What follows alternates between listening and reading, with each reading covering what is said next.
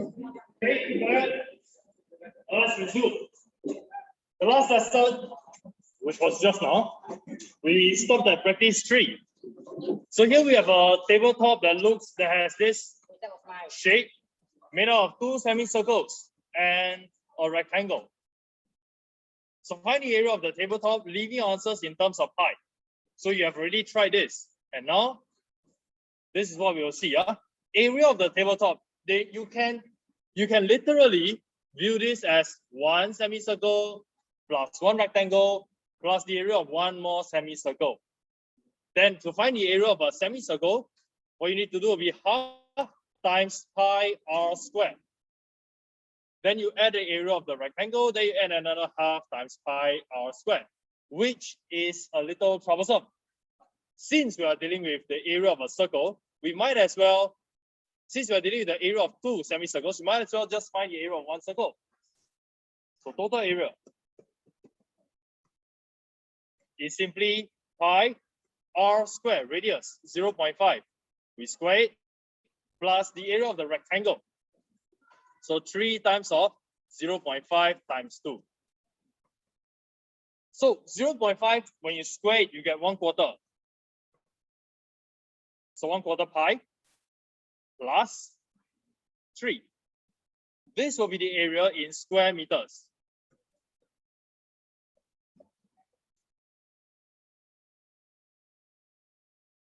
Okay, notice that we left it as 1/4 pi. We did not use our calculator to further find out the value.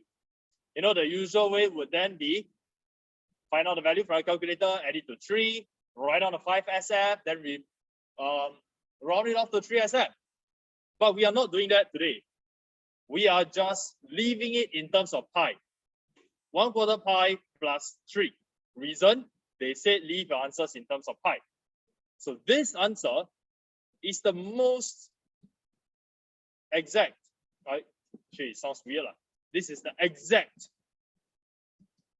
value of area, because there's no rounding off, and that is the benefit of leaving it in terms of pi.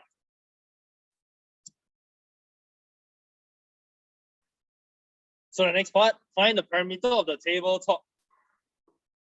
Like I mentioned during the first 2 periods this morning, I like to trace out the perimeter just to confirm that the portions that I need to add. So I see 2 straight parallel lines. They are both 3 meters each. I know I do not need to include the breadth of the rectangle because they are not part. They're not part of the perimeter. In addition, I need the 2 curves. The 2 curves belong to a semicircle each. If I were to combine them together, I get the area, I get a perimeter circumference of a circle. So instead of finding half times 2 pi r, I can just find 2 pi r for the total circumference of the circle. So then the perimeter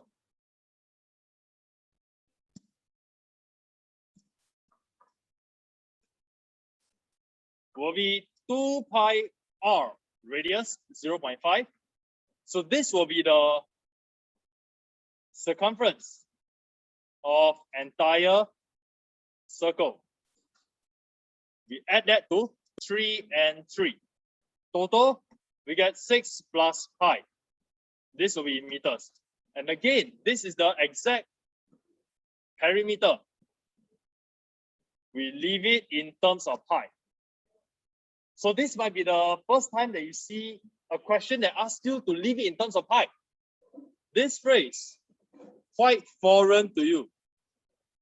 Have never seen it before in terms of pi. May sound scary. Wow, what am I supposed to do over here? But it is not. It is here to make your job easier. You do not have to key into your calculator. You do not have to worry about making rounding errors because you don't round off. The next one, practice 4. We've got 3 semicircles over here. Semicircles, they are half of circles, okay? So find the perimeter of the shaded region. Take your pen, pencil. Just do a quick outline, just to remind yourself. Okay, there are three parts to it. There are three curves that I need to add. Can I find lengths of every single curve? So we've got a small curve, medium curve, and the largest curve. Let's start with something that we are certain of. For example, the smallest curve. It is half of a circumference of a circle. This particular circle has diameter of 6. How do I know it's a diameter? Because it's a semicircle. If I have a circle, I cut it into 2 equal parts. Through the center, I will end up with 2 equal halves of a circle. They are known as semicircles, and the straight edge is known as the diameter because it stretches from one end of the circumference to the other end, passing through the center. So let's focus on the smallest semicircle first. For that curve, we call it arc. Let me change the color.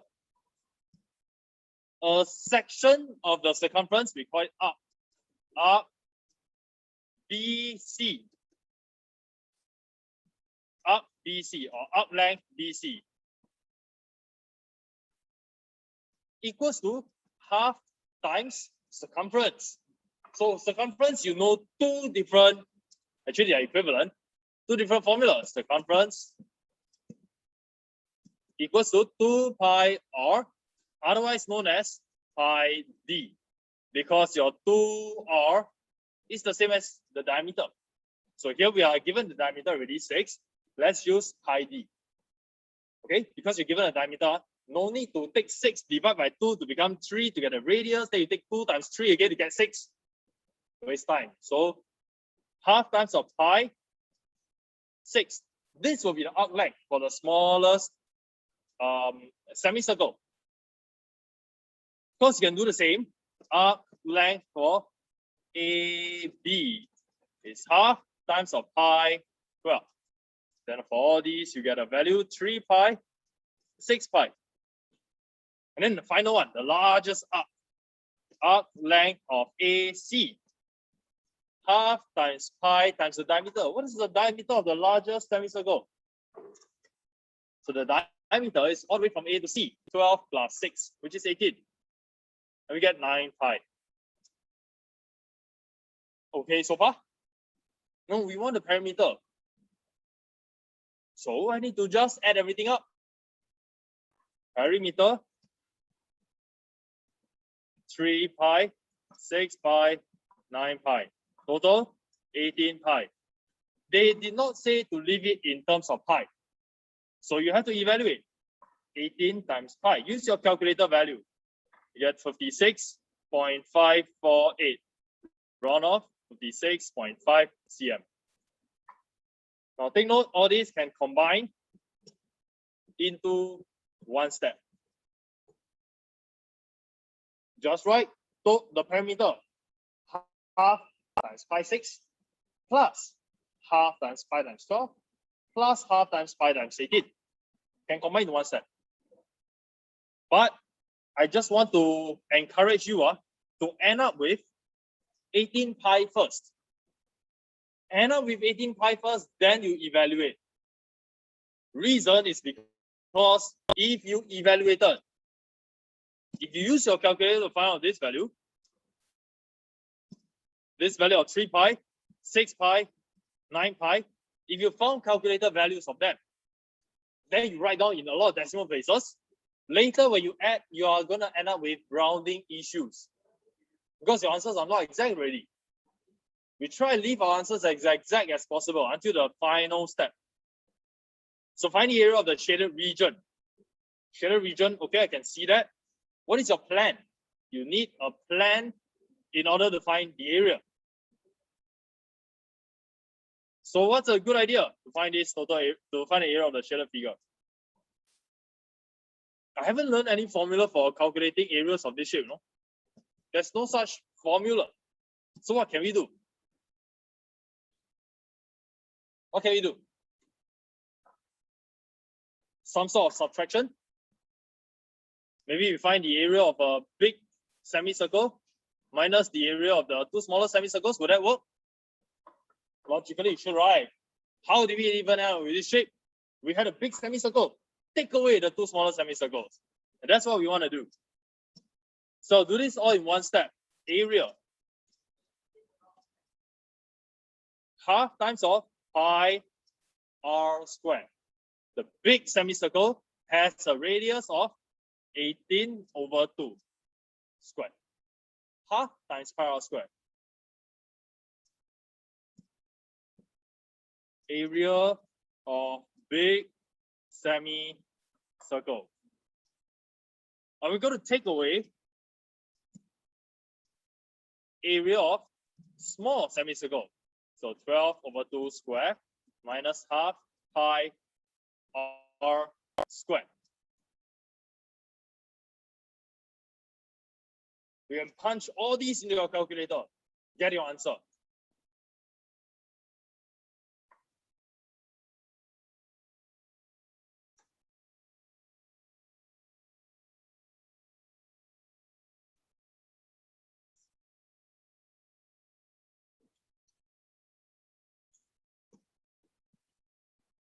Hey, how come same one? What a coincidence.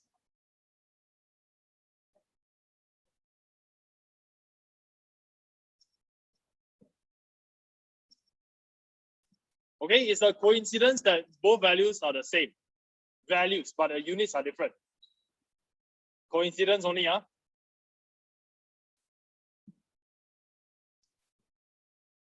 Because this portion actually gives us 18 pi again by in square centimeters.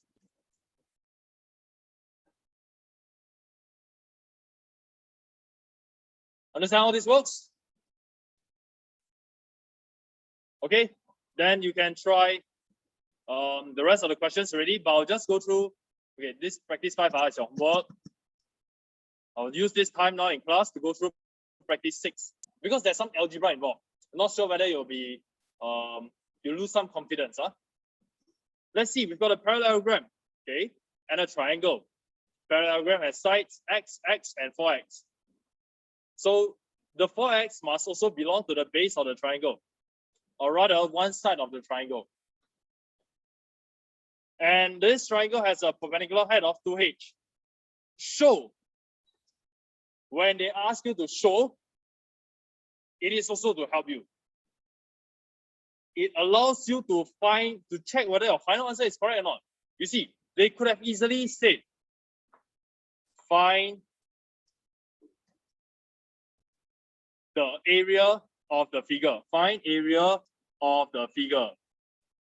Full stop. They could have asked you to do that. Then after you find the area, I'm not sure whether it's right or wrong, right? But this time, in this test question, they say show that the area. So you just go ahead and normally, as per normal, find the area. Eventually, your answer should look like this. If your answer is different, it means that somewhere something went wrong. And you get to try again. If your answer is the same, great. You managed to get a correct answer. So show that the area is given by this and this. Okay, so area. Of course, you can start with the area of the parallelogram or the area of the triangle. Doesn't matter. We're just going to add both of them up. Let's start with what we are more confident in. Triangle first. Half times the base, 4x, times the height, 2h. We get the area of the triangle. We add that to the area of the parallelogram. Formula for area of parallelogram, base times the perpendicular height, as shown. Okay, please do not use the value x because that is not the perpendicular height. From here, half times 4x times 2h, we get 4xh. 4 times x times h. We add that to, oh, it's another 4 times x times h. So in the first half, I've got 4 of them. 4 of what? I've got 4 xh's. The second half, I've got another 4 of the same thing. So total, how many do I have? I've got 8 of them, 8xh, square centimeters, and you write down shown. To demonstrate to the marker, hey, look, I managed to show it. You asked me to show it, I showed it. So right now, showed at the end. No, not everything. When the question asks you to show, then you write showed at the end. If the question says prove that, then at the end you write proven. Okay. Now, any questions with this so far? Any questions? Then now I'm going to show you exam tip. Exam tip. Not really mathematics, but there's a reason why they ask you to show something. Why it is so good to you? Why not just make you calculate it, right? The reason is because we're not so cruel. The next part, usually the immediate next part of the question, requires you to use this information to solve the next part. Can you imagine if you're not given A equals to 8xh, you're asked to find your own 8x8, find your own area by yourself. And then you use the answer which is wrong inside part B. You use the wrong answer in part A, are you going to get part B correct?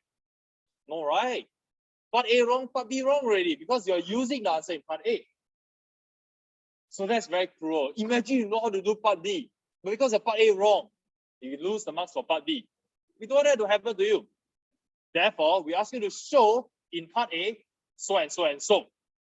So that in case you do not know how to do part A, you can still do part B using the answer in part A, which was given to you. Understand? This is exam tip. So if you find yourself not being able to do part A, don't know how to do, you don't think that, oh no, part B, I also cannot do. No, you can do. Use the answer in part A, given to you already. So that is the exam tip. That is what is going through our minds when we are studying a paper. We are not out to make you lose marks. We are out to check whether you know how to do part B, even if you can't do part A. Okay, so let's get straight to it. Given that the area is 64 square centimeters and h has the value of 2x. Well, they are not telling you the value of h, no. They're just telling you h in terms of x. So if your x is 10 cm, then your h will be 20 cm. So find the vertical height of the parallelogram. In other words, find h. They want you to calculate h. So let's use the information given. The total area is 8xh. Doesn't matter whether you could do part A or not. The total area is 64. So 8xh equals to 64. You are now demonstrating that you know how to use the answer, or rather the question in part A, to help you in part B. So 8xh is 64. What else did they say? H has a value of 2x. Every time you see the h, change it to 2x. No reason to leave it as h anymore, because they told you h has a value of 2x. So 8 times x, I see the h, change it to 2x. 2x. We don't want to see the h already. Too many unknowns, very difficult to solve. In fact, impossible to solve. But when I change the h to become 2x, now it becomes 64. So 8x times 2x. 8x times 2x gives us 16x squared. So algebra is important. Imagine that we have a rectangle, 2x and 8x. What is the total area? The total area is 16x squared. 8x times 2x, we get 16x squared. Not just 16x, Okay, so 16x squared is 64. I want to get my value of x squared. So again, like the onion, I want the value of x, but it is surrounded by a square, which is then surrounded by a 16. Let's get rid of the outer layer. Get rid of the 16 first. How do we do so? Divide by 16. We end up with x squared. Okay, that is equal to 4. No more of the outer layer. We need to get rid of that square over there. This square, yeah. We do so by taking square root. You are the one introducing the square root. Must remember, you introduce the square root. So you must put plus minus. Okay? Question didn't say square root, but you introduced the square root. So you must put a plus minus. There are two possibilities. x will be equal to positive or negative 2. Check. When x is positive 2, 2 square. 2 times 2 is 4. Yeah, correct. When x is negative 2, negative 2 square. Negative 2 times negative 2. Hey, you do get a positive 4 again. So there are two possible answers. That is why I want you to put in the plus minus by yourself. However, can both answers be accepted? Can we actually have x being a negative number in this particular case? So you go back to the instance where they talk about x. Every time they say x, you take a close look at it. Can your x be a negative number? Can your distance be negative? The parallelogram has a side of x. Can this length be negative 2 cm?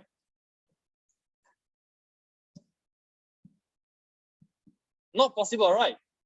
The base, can it be negative 8 cm? Cannot be. Therefore, we will reject the negative answer. How do we write that? We write out x equals to 2 or negative 2, reject. So I'm rejecting the negative. No need to explain why. We know why. The distance cannot be negative. So find the vertical height of the parallelogram. We're not done yet. So far, I only found the slant height of the parallelogram. We only found the slant height, which is x. So this has a distance of 2 cm. But what about h? This is h.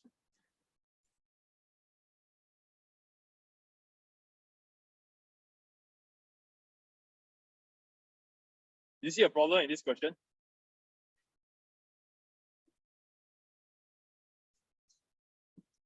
Okay, never mind, we'll just do it first. Anybody who can see the problem in this question, you get a prize later on. Just discover only. Okay, so x equals to 2. We wanted h, which is the vertical height of the parallelogram. Relationship is h equals to 2x. So 2 times of 2, we get 4 cm.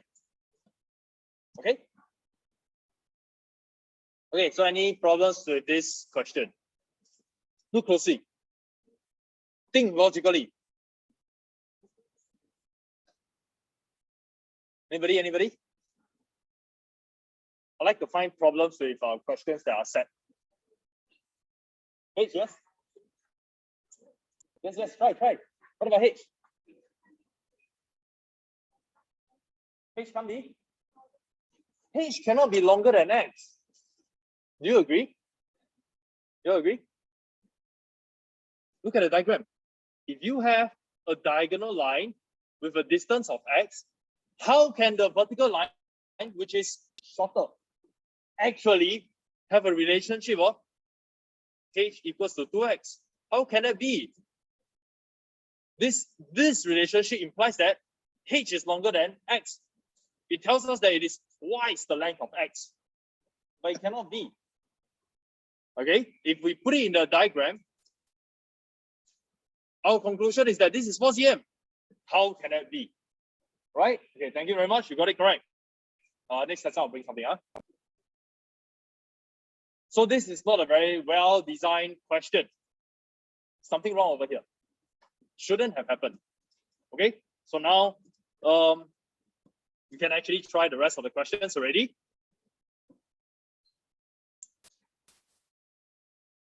So for this particular set of notes, you've got a homework from question 1. Okay, some simple conversion. Then you've got practice 5, 7, and your page 9. So everything due Wednesday. Did we give the, what was that homework in the previous set of notes? Have.